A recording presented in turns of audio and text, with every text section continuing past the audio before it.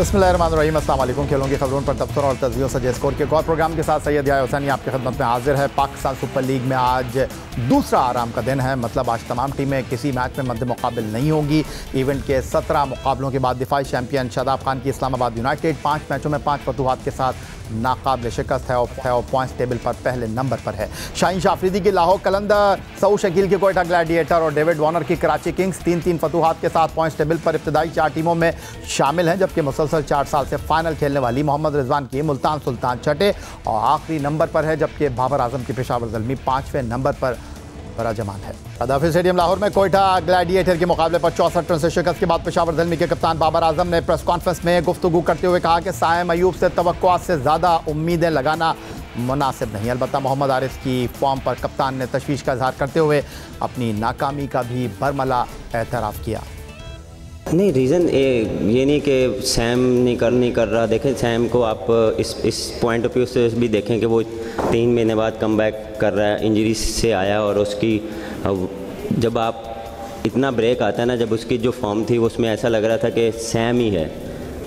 लेकिन जब आपका ब्रेक आता है या कोई ऐसी चीज़ आती है, फिर दिमाग में बहुत सी चीज़ें आती हैं। बच्चा अभी यंगस्टर है, आने में थोड़ा सा टाइम लगता है, इतना उसे मार्जिन दें। और जब आपको पता है कि सैम खेलता है और वो डिफरेंट बॉल गेम खेलता है, तो थोड़ा सा उसको टाइम लगता है। और बिल्कुल मैं वैसे नहीं खेल रहा जिस तरह मुझे जो एक्सपेक्ट कर रहे हैं ज़ल्मी और लोग, और हारिस भी थोड़ा सा देखें कि उसकी वैसी जो है फॉर्म है, लेकिन वैसी नहीं है कि वो थोड़ी सी टर्न ऑन करे उसमें, क्योंकि जब भी वो आउट हुआ है वो जल्दी आउट हुआ है, या जब क्रूशल टाइम पे आउट हुआ है। जो गेम में मुझे लगता है कि गेम अवेयरनेस जो है वो थोड़ी सी जो की पॉइंट्स हैं वो मेरे ख्याल उसमें वो मिस करता रहा है कि 2-3 ऐसे मैच थे कि बहुत अच्छी बैटिंग कर रहा था, लेकिन एकदम जो है वो गलत शॉट सिलेक्शन जो की है, वो ये चीज़ें आप वक्त के साथ सीखते हैं। और जिस तरह हमारे पास यंगस्टर हैं और जिस तरह हमारी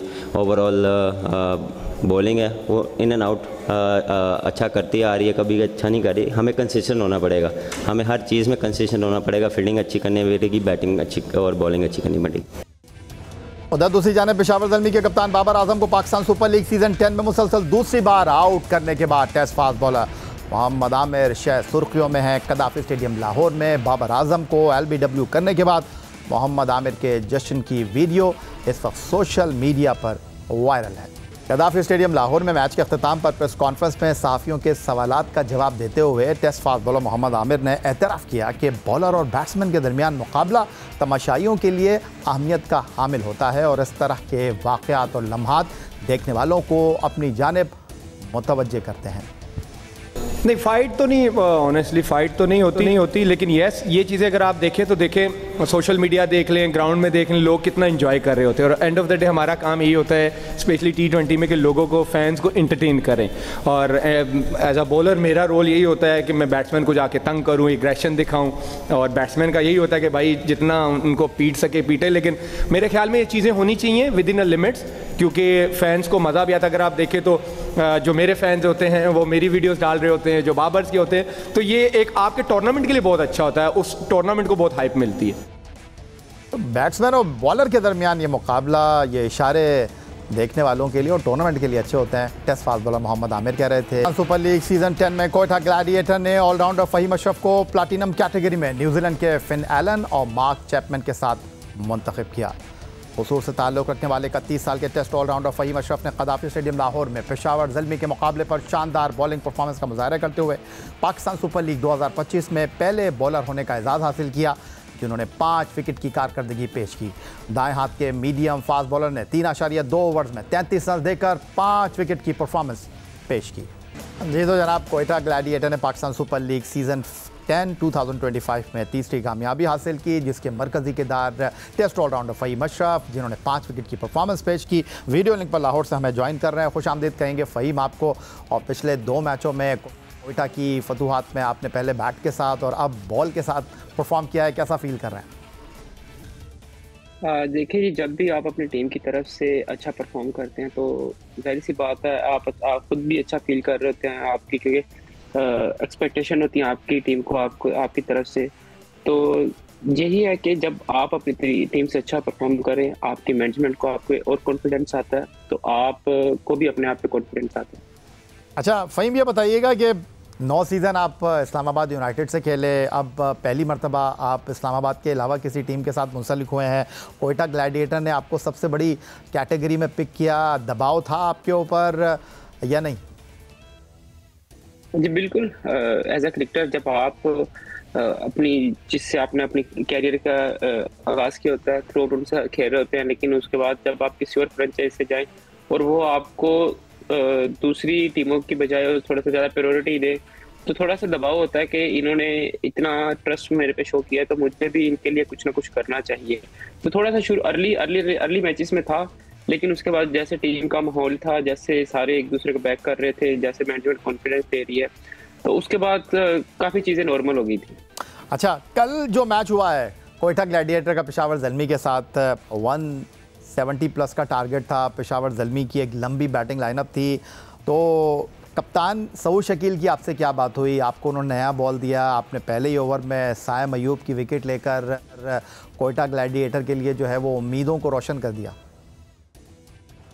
जी बिल्कुल, हमारी यही बात हुई थी, क्योंकि जब बैटिंग करके सारे वापस आए हैं तो यही बात कर रहे थे कि लेंथ बॉल जो है वो मुश्किल हो रहा है इस पिच पे, क्योंकि लाहौर में ऐसे होता नहीं है कि लेंथ बॉल इतना तेज आ रहा हो और एक्स्ट्रा बाउंस के साथ। तो यही था कि आके जो भी है, जहाँ पे जो भी करना है, आके सिर्फ लेंथ, जो अच्छी length with in the stump hit करनी है।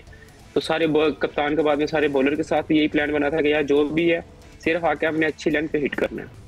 अच्छा, जो आपके चाहने वाले हैं वो आपकी परफॉर्मेंस से बड़े खुश हैं और होना भी चाहिए। बांग्लादेश प्रीमियर लीग में आपने उम्दा कारकर्दगी का मुजाहरा किया, चैंपियंस ट्रॉफी के स्क्वाड में आपको जगह मिली। बड़ी तनकीद हुई कि जी बांग्लादेश प्रीमियर लीग की परफॉर्मेंस पर फ़हीम अशरफ को मुंतखब कर लिया गया, लेकिन अब आपने पाकिस्तान सुपर लीग में कोयटा ग्लैडिएटर के लिए जिस तरह कारकर्दगी का मुजाहरा किया है, तो एक नई शुरुआत आपने की है और एक बार फिर आपने ख़ुद से जुड़ी तवक्कुआत को पूरा करने की कोशिश की है। मुतमईन है आप?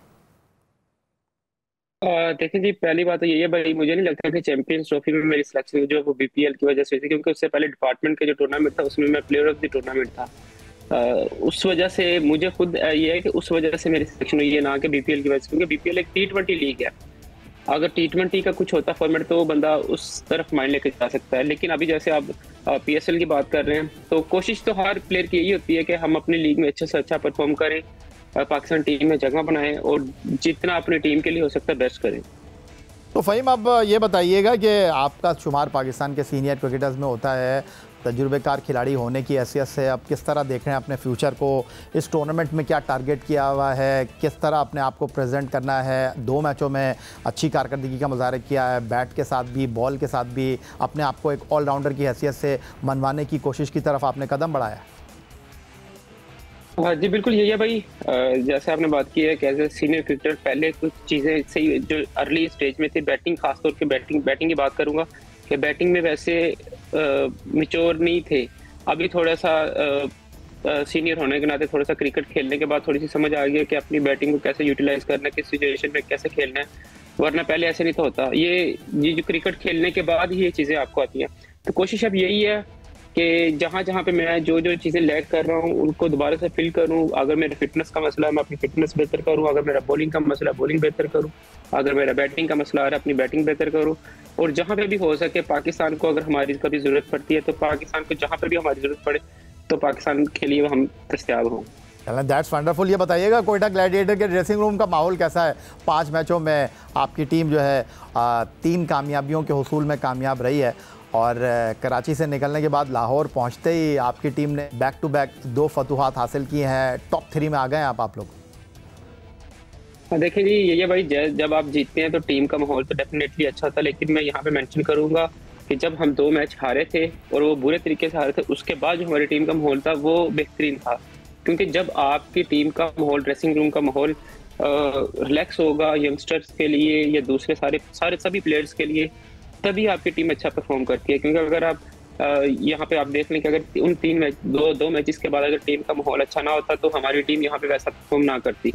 बस कोशिश यही होती है कि टीम के ड्रेसिंग रूम का माहौल अच्छा रखा जाए, जितने यंगस्टर हैं उन सबको साथ लेके चला जाए। तो ऐसे ही कर रही है सारी टीम और सारी मैनेजमेंट। नदीम उमर साहब काफ़ी खुश नज़र आ रहे हैं और पॉइंट्स टेबल पर आप लोग 3रे नंबर पर आ गए हैं। अभी 4 मैचेस बाकी हैं, तो ये जानना चाहूँगा कि क्या उम्मीद है इस बार आपकी टीम प्लेऑफ में तो जाती हुई नज़र आ रही है, क्या उम्मीद रखें आपसे? बैटिंग भी चल रही है, बॉलिंग में भी परफॉर्मेंस हो रही है, तो क्या उम्मीद रखें इस बार? और नदीम उमर साहब क्या चाहते हैं? देखिए जी, हर ओनर और हर क्रिकेटर की ख्वाहिश तो यही होती है कि हम हर दफ़ा ही जो है वो ट्रॉफी उठाएं। कोशिश हमारी यही है कि हम अच्छी क्रिकेट खेलें। अभी जो हमारी चीज़ें हाथ में, हम वो चीज़ें अच्छी करें। अभी हमारे हाथ में अगले 4-5 मैचेस है, इनको अच्छे से खेलें, अच्छे से परफॉर्म करें इसमें और प्लेऑफ में जगह बनाएं। और उसके बाद हमारा जो नेक्स्ट गोल है वो गोल यही होगा कि फाइनल में जगह बनाएं। और अगर फाइनल में जगह बनाते हैं तो फिर इंशाल्लाह ज़रूर ट्रॉफी जीतने की तरफ जाएंगे। बहुत शुक्रिया फ़हीम अशरफ साहब, हमारी बेस्ट विशेज़ आपके साथ हैं। आप इसी तरह अच्छी कारकर्दगी का मुजाहरा करें और पाकिस्तान क्रिकेट में भी अपना किरदार अदा करने में कामयाब हों। एक बार फिर आपके लिए बेस्ट विशेज़ और बहुत बहुत शुक्रिया। टेस्ट ऑलराउंडर फ़हीम अशरफ हमारे साथ मौजूद थे। कोयटा ग्लैडिएटर के लिए आखिरी 2 मैचों में बड़ी उम्दा कारकर्दगी का मुजाहरा किया और कह रहे हैं कि आने वाले दिनों में कोयटा ग्लैडिएटर इससे मज़ीद बेहतर कारकर्दगी का मुजाहरा करेगी। मिलते हैं एक ब्रेक के बाद।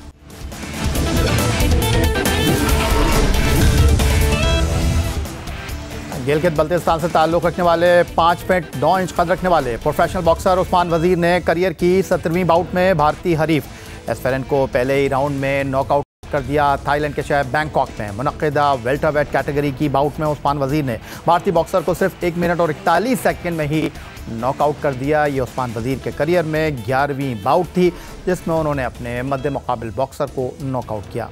माली मसाइल और मुश्किलात के बावजूद उस्मान वज़ीर बैनुल-अक़वामी सतह पर प्रोफेशनल बॉक्सिंग में पाकिस्तान के लिए मुसलसल फतूहात समेट रहे हैं, जो एक काबिल तहसीन बात है। भारतीय बॉक्सर को बैंकॉक में पहले ही राउंड में शिकस्त देने वाले उस्मान वज़ीर हुकूमती सतह पर ताहाल पजीराई के मुंतज़र हैं। जी तो जनाब, फ़ख्र पाकिस्तान उस्मान वज़ीर थाईलैंड के शहर बैंकॉक से भारतीय हरीफ को 1 मिनट 41 सेकंड में नॉकआउट करके पाकिस्तान पहुंचे हैं और स्टूडियो में मधु किया। उस्मान, सबसे पहले तो आपको बहुत बहुत मुबारक हो और एक और आपने कामयाबी हासिल की, रिंग में अपने मद्दे मुकाबिल बॉक्सर को नाको चने चबा दिए। ये जानना चाहूँगा कि ये जो इस वक्त कशीदगी है पाकिस्तान और भारत के दरमियान, आपको इस हवाले से इल्म था जिसने आपके जोश को, वलवले को और बढ़ाया और आपने भारतीय बॉक्सर को बिल्कुल भी मौका नहीं दिया?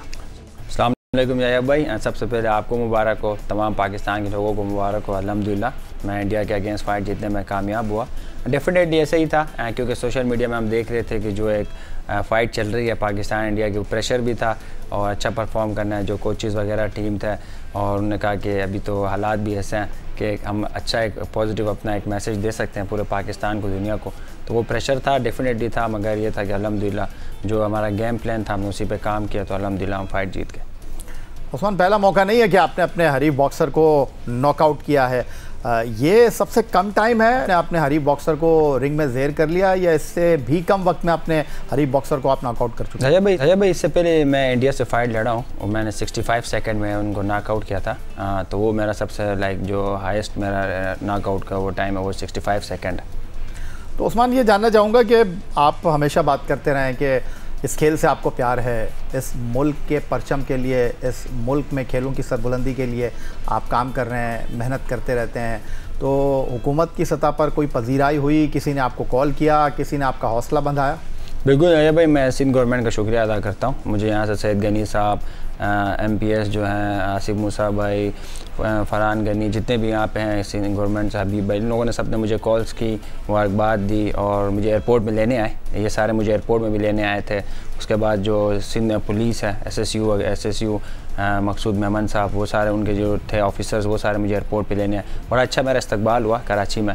और इस वक्त टेलीफोन लाइन पर सीनियर रहनुमा पाकिस्तान पीपल्स पार्टी पार्लियामेंटेरियन और सूबाई वज़ीर सईद गनी साहब हमें ज्वाइन कर रहे हैं, जिनके हवाले से आपने गुफ्तगू की कि जाने से पहले भी उन्होंने आपका हौसला जो है वो बुलंद किया था, मुलाकात की थी और जब आप वापस आए हैं तब भी आपको वेलकम किया है। खुशामदीद कहूँगा सईद गनी साहब आपको। और खेलों के हवाले से सिंध हुकूमत का किरदार सबके सामने है और पाकिस्तान की सतह पर पाकिस्तान का नाम रोशन करने वाले उस्मान वज़ीर की आपने हौसला अफजाई की।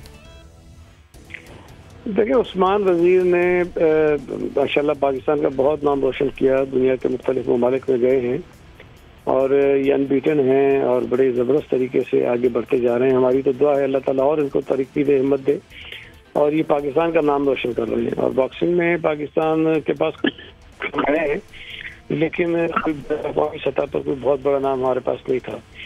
लेकिन जिस अंदाज में उस्मान आगे बढ़ रहा है, जिस अंदाज में ये जीत रहा है, हमारी दुआ है कि अल्लाह ताला इसको और कामयाब करे। देखिए, सिंध हुकूमत ने हमेशा खेलों के हवाले से इंडिविजुअली खिलाड़ियों को भी और टीम्स को भी और मुख्तलिफ जो फेडरेशन उनको भी बहुत सपोर्ट किया है।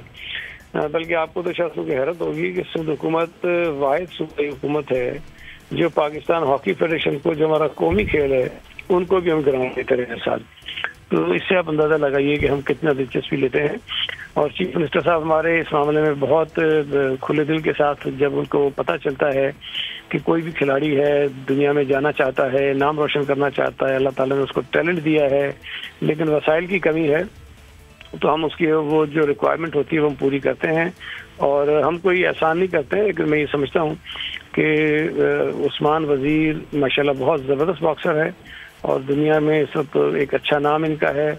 और हम ये बिल्कुल नहीं चाहेंगे, कतई नहीं चाहेंगे कि ये सिर्फ और सिर्फ वसाइल की कमी की वजह से अपनी आगे की मंजिल में जो है वो तय न कर सके। तो इंशाअल्लाह ताला हम ज़रूर इसकी मदद करेंगे हर तरह। सईद गनी साहब, गिलगित बल्तिस्तान से ताल्लुक़ है और हालिया अरसे में बिलावल भुट्टो ज़रदारी साहब गिलगित जाते रहे हैं, वहाँ पर जलसों से खिताब करते रहे हैं। तो मुस्तकबिल करीब में आप लोग मुबारकबाद के मुस्तहिक है कि बाउट से पहले भी, बाउट के बाद भी आप उस्मान वज़ीर के साथ खड़े हैं। सदर मुमलिकत आसिफ अली ज़रदारी साहब से उस्मान गनी की कोई मुलाकात मुतवक्के है?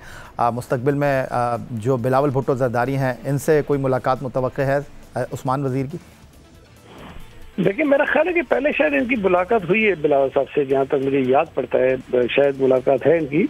लेकिन अभी चूँकि ये रिसेंटली जीत कर आए हैं और मैंने आज इनसे पता भी किया था कि ये कराची में कब तक हैं, तो चेयरमैन साहब भी आज तो कराची में हैं, कल का मुझे नहीं पता, लेकिन अगर वो यहाँ अवेलेबल हैं तो मैं ज़रूर कोशिश करूँगा कि इनकी मुलाकात हो और हम इनकी हौसला अफजाई करें।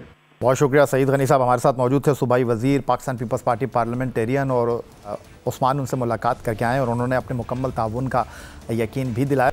उस्मान वज़ीर साहब, प्रोफेशनल बॉक्सर की रिक्वायरमेंट, प्रोफेशनल बॉक्सर के चैलेंजेस सबके सामने हैं।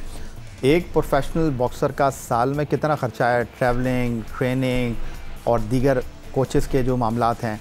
ये भाई, ये बिल्कुल अच्छा सवाल है। बहुत सारे लोगों को प्रोफेशनल बॉक्सिंग का पता नहीं है। आपके प्लेटफॉर्म के थ्रू मैं बताना चाहता हूँ। देखें, जब एक प्रोफेशनल बॉक्सर किसी को साइन करता है, किसी बाहर की कंपनी को, तो फिर डेफिनेटली आप उस कंपनी के अंदर, आप देखो इससे पहले भी हमारे कुछ बॉक्सर्स ने साइन किया था, तो वो फ्लैग लगा के उस कंट्री का साथ जा रहे होते हैं। साथ पाकिस्तान के भी लगाते हैं मगर उस कंट्री के भी लगाते हैं।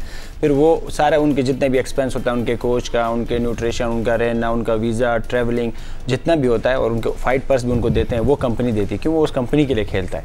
उसके उस टाइम आपका कंट्री 3rd नंबर पे आता है, पहले प्रमोशन आती है, फिर वो वाला मुल्क आता है जिस मुल्क का वो प्रमोटर है, फिर जाके आपका 3रे में पाकिस्तान आता है। तो वो भी एक फ़ाइटर को जब आप साइन किया, वो फाइटर होता है, तो उसके अंदर एक फ़ाइट के अंदर उसको 30-40 हज़ार डॉलर उसके एक इवेंट का लगता है। तो आप साल पर रखेंगे, जब आपने 3 से 4 फाइट्स खेलनी है तो ऑलमोस्ट आपका 1.5 से 2 लाख डॉलर आपको है, एक अच्छे लेवल पे आपने खेलनी है और वर्ल्ड लेवल पे आपने जाना है, तो इतना एक्सपेंस होता है। तो अनफॉर्चुनेटली हमारे कंट्री में, पूरे एशिया में लाइक प्रोफेशनल बॉक्सिंग के इतने प्रोमोटर्स नहीं हैं। और हम जैसे वो ये कि हमने किसी को साइन नहीं किया हुआ, तो हम सिर्फ पाकिस्तान के फ्लैग के साथ जाते हैं, तो हमें अपने फ़ाइट पर, हमें जो फ़ाइट के जो जितने भी स्लॉट फीस होती है वो भी हमें प्रोमोटर को पे करनी पड़ती है, अपॉर्चुनिटी के लिए पे करना है, अपने कोचेस को भी हमने पे करना है, टिकट भी हमने खुद करना है, वहाँ पे जो हमारे न्यूट्रिशन है उसको भी हमने खुद पे करना है। तो ये हम लोग, आप समझे कि एक बाहर के जो बॉक्सर्स, साइन बॉक्सर्स होते हैं किसी कंपनी के, वो सिर्फ 10% एफर्ट करते हैं, हम 90% एफर्ट करते हैं, हम ट्रेनिंग के अलावा भी। तो ये थोड़ा मुश्किल है। बाकी ये है कि आप एक फाइटर को 3 फाइट्स के अंदर ऑलमोस्ट 1.5-2 लाख डॉलर उसके लगते हैं एक साथ। चलो उस्मान, हमारी नई ख्वाहिशात आपके साथ हैं। इतनी मुश्किलात के बावजूद आप हिम्मत नहीं हारे और बड़ी यकसुई के साथ इस खेल के साथ मुंसलिक हैं और इस खेल में पाकिस्तान का नाम बुलंद कर रहे हैं, पाकिस्तान का सब्ज़ हिलाली परचम जो है वो बुलंद कर रहे हैं। इसके लिए पूरी पाकिस्तानी कौम की तरफ से आपको बहुत बहुत मुबारकबाद, और आपकी एक और कामयाबी पर हमारी पूरी टीम की तरफ से, जियो की इंतज़ामिया की तरफ से आपको बहुत बहुत मुबारकबाद। ये थे जनाब पाकिस्तान के प्रोफेशनल बॉक्सर उस्मान वज़ीर ने थाईलैंड के शहर बैंकॉक में भारतीय हरीफ को 1 मिनट 41 सेकंड में नॉकआउट करके अपने प्रोफेशनल करियर में एक और कामयाबी हासिल की। यही था जनाब आज का हमारा प्रोग्राम। आप हमें एक्स अकाउंट पर फॉलो कर सकते हैं, ईमेल कर सकते हैं, अपनी राय से आगाह कर सकते हैं score@jio.tv पर। इस दुआ इस उम्मीद, इस तवक्को के साथ कि पाकिस्तान में खेलों खिलाड़ी तरक्की करते रहें। सैयद याहिया हुसैनी को स्कोर की पूरी टीम के साथ अगले प्रोग्राम तक के लिए इजाज़त दीजिए। अल्लाह हाफ़िज़।